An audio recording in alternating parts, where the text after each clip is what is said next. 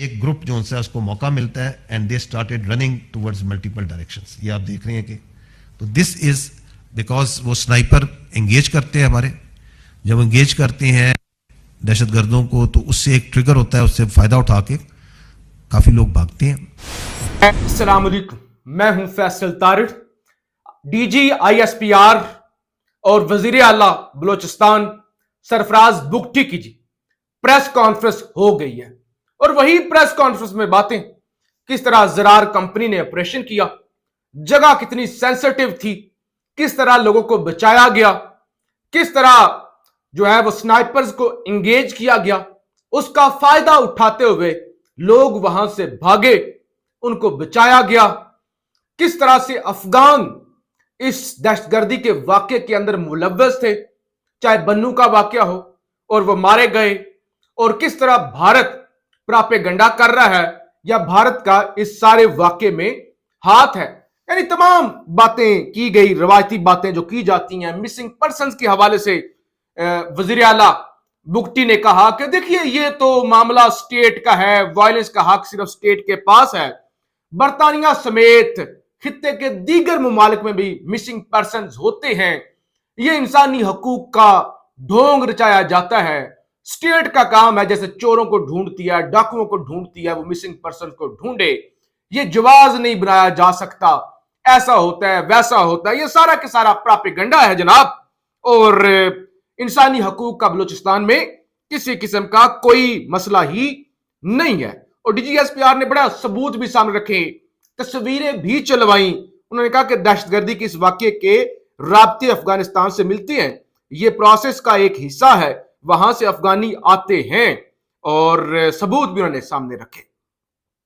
پھر وہ 200 تابوت, بڑی اہم چیز تھی کہ اگر ہلاکتیں کم ہوئی ہیں, اگرچہ جاوید چودھری کو میں سن رہا تھا, انہوں نے کہا کہ 101 کے قریب لوگ جو ہے وہ یا تو مارے گئے ہیں یا لاپتہ ہیں.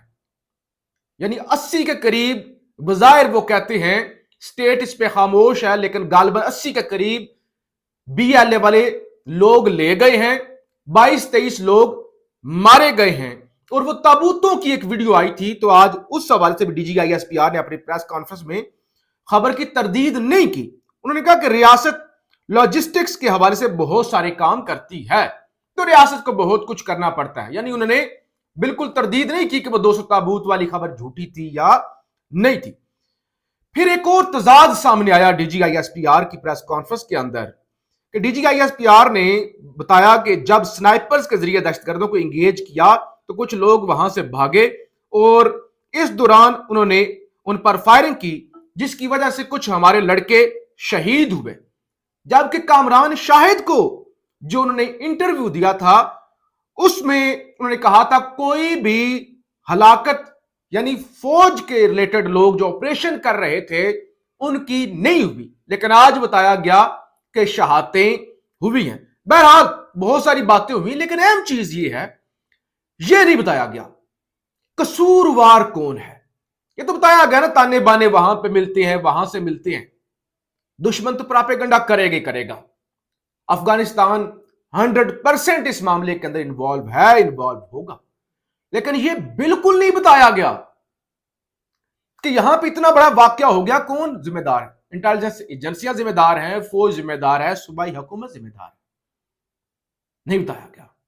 یہ ضرور بتایا گیا افغانستان سے لوگ آتے ہیں. اب جان کی ایمان پاتے ہوئے یہ سوال پوچھنا چاہیے, کیسے بارڈر پر سیکیورٹی کی ذمہ داری کسی صحافی کو تو نہیں ہے نا, پولیس کی بھی نہیں ہے. لوگ کیسے آ جاتے ہیں؟ یہ لوگ ایران میں کیوں نہیں جاتے, تاجکستان میں کیوں نہیں جاتے, ساتھ ہی پڑوسی ہے نا. یہ لوگ چائنا میں کیوں نہیں جاتے, یہ پاکستان کیسے آ جاتے ہیں؟ یہ بڑے جینوئن سوالات بنتے ہیں. روایتی پریس کانفرنس اور روایتی سرفراز بگٹی صاحب کہ وہ مسنگ پرسنز کا معاملہ سارے کا سارا پراپیگنڈا ہے, تو سب کچھ میرے خیال سے پراپیگنڈے پر ڈال کے پتلی گلی سے نکلا نہیں جا سکتا. بہرحال دیر آئے درست آئے, قوم کو اعتماد میں لیا گیا. اب ذرا خبر سنیے. آج جسٹس سردار اعجاز اسحاق خان کی جانب سے بہت بڑا چھکا مارا گیا, بہت بڑا فیصلہ. اگرچہ اس فیصلے پر عمل نہیں ہوا، اور میں نے آپ کو آج صبح بتا دیا تھا کہ اس فیصلے پر عمل ہوگا بھی نہیں. جو ان کا فیصلہ تھا کہ 2 بجے عمران خان کو ویڈیو لنک کے ذریعے پیش کیا جائے، اگر ویڈیو لنک کے ذریعے پیش نہیں کرتے 3 بجے عمران خان کو فزیکلی اسلام آباد ہائی کورٹ لایا جائے. اب 2 بجے انہیں بتایا گیا جی ویڈیو لنک ڈاؤن ہے، لنک ڈاؤن ہو گیا، انٹرنیٹ کا ایشو بن گیا ہے، بھائی ویڈیو کال نہیں ہو سکتی. 3 بجے بتایا گیا جی سیکیورٹی خدشات ہیں، عمران خان کو ہم جو ہے وہ پیش نہیں کر سکتے. تو بہرحال میں نے کہا تھا عمل درآمد ہونا بعد کی بات ہے، لیکن ججز فیصلے تو دیں، تگڑے فیصلے دیں. تو بہرحال جسٹس سردار اعجاز شاہ خان نے پھر بھی ہلکے میں نہیں جانے دیا. ایک تو انہوں نے کہا کہ بیان حلفی دیں، یہ جو اڈیالہ والے ہیں یہ بیان حلفی دیں کہ آپ نے کہا کہ لنک ڈاؤن ہے تو اس سوال سے. دوسرا آئی جی اسلام آباد بیان حلفی دیں کہ یہ جو کہتے ہیں سیکیورٹی کے خدشات ہیں، اس حوالے سے بیان حلفی دیں.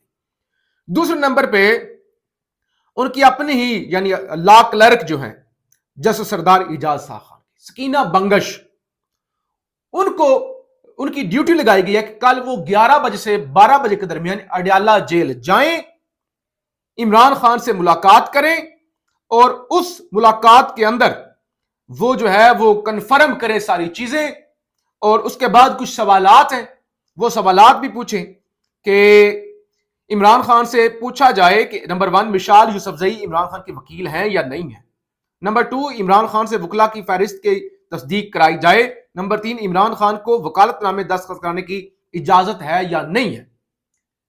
یعنی جو عمران خان کے تحفظات ہیں وہ ان سے پوچھے جائیں اور کل یہ ملاقات اڈیالہ کے اندر کروائی جائے. لیکن آج مشال یوسفزئی نے جو کھچ ماری، جو کیس کمزور کیا، اور جج صاحب بھی سمجھ گئے. جج صاحب نے کہا مشال آپ بانی پی ٹی آئی کی کون کون سے مقدموں کے اندر وکیل ہیں؟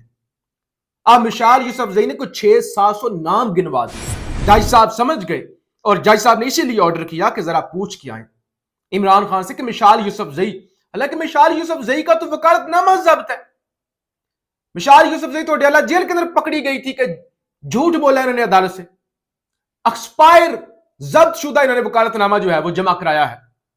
تو بہرحال جسٹس سردار اعجاز شاہ خان کی جانب سے تگڑا جو ہے وہ فیصلہ جسے کہتے ہیں وہ آ چکا ہے، اور اسی طرح کے اگر فیصلے ججز سارے کرنے لگ جائیں تو پھر گیم الٹ جائے گی.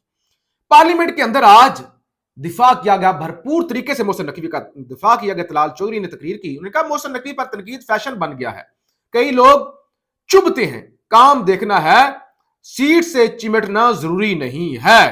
اور دوسری طرف D G I S P R کی پریس کانفرنس، مکمل ثبوت دکھائے گئے ہیں، ویڈیوز چلائی گئی ہیں، اور زرار فورسز نے کس طرح سے جو ہے وہ سارے آپریشن کو کامیاب کیا، کس طرح وہ ٹرین کے انجن میں داخل ہوئے، کس طرح سے انہوں نے ٹرین کو کلیئر کروایا، کس طرح سے لوگوں کی زندگی بچائی، کتنا سینسٹیو آپریشن تھا.